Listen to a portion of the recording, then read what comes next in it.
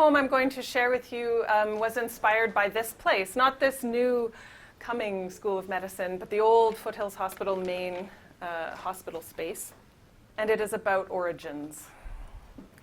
6:45 a.m. to 12:15 p.m., October 19th, 2002, Foothills Hospital, Calgary.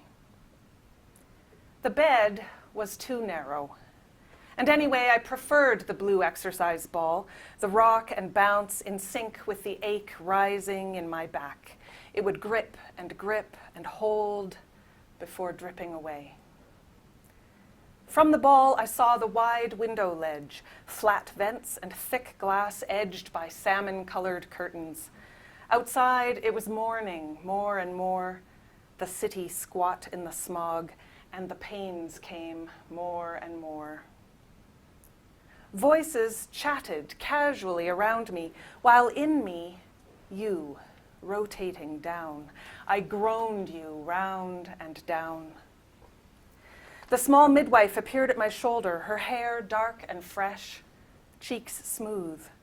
Warm little hands told me to stand up, and though I didn't want to interrupt our rocking, I followed, towering over her, with my mother's long bones and with this large work. My eyes could keep nothing out. The harsh rectangle of a room, tubes and machines, blue knit blanket on the bed, horrid pink chairs, my husband's mussed hair, a plastic cup with ice in it and a straw, the wide metal door ajar.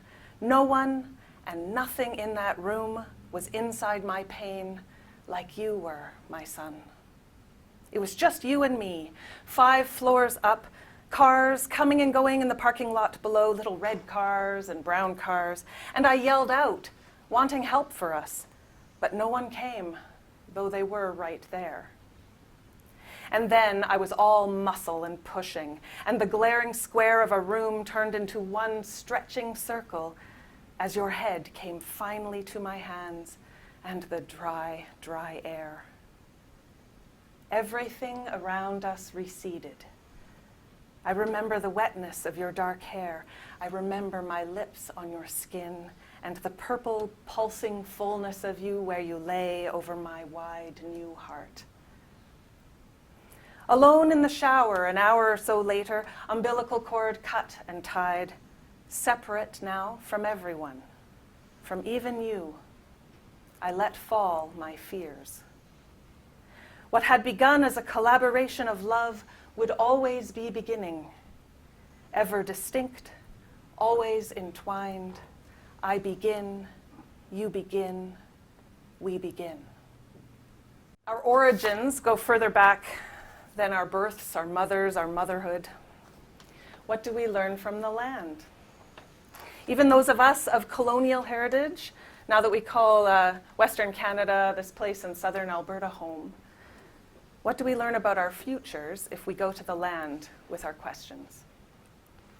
This poem has an epigraph, so a little beginning quote from Environmentally Significant Areas of Alberta, Volume 2, 1997, page 52.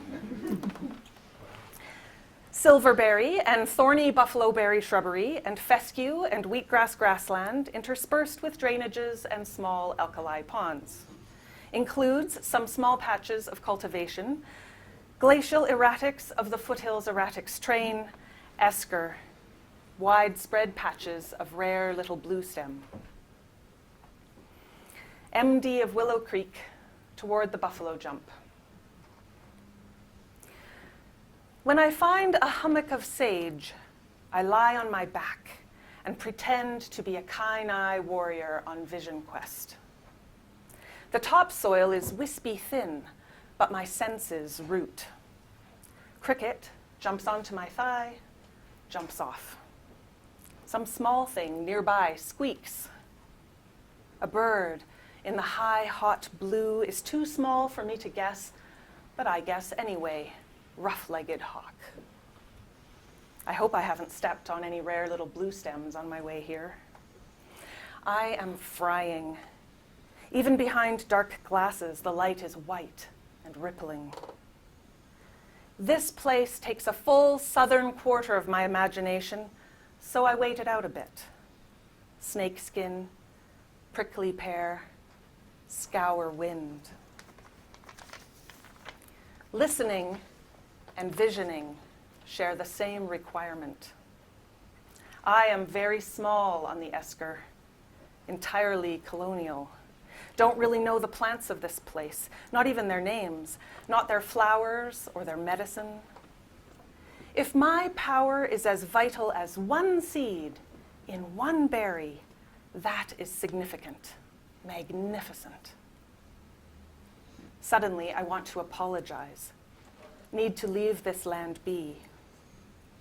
When I go home, will I find a circle of welcoming hands? When I go home, will I put my hands, my mind, to good use? When I go home, will I remember what precedes usefulness? I will go home. Dream of fescue, dream of sage. Thank you.